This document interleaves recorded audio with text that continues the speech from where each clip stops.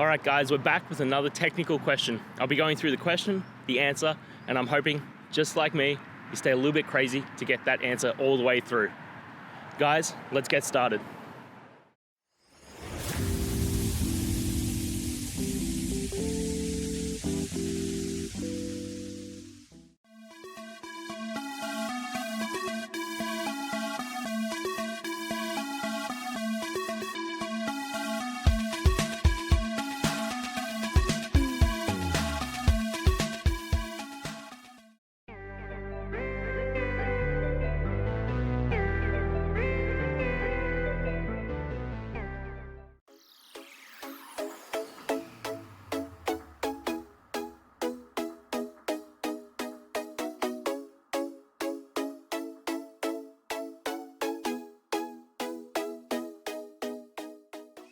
And that's it, guys. I hope this video has helped find that solution that you're looking for.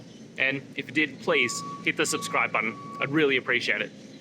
Now, until the next time that you need technical help, I hope you have a good one.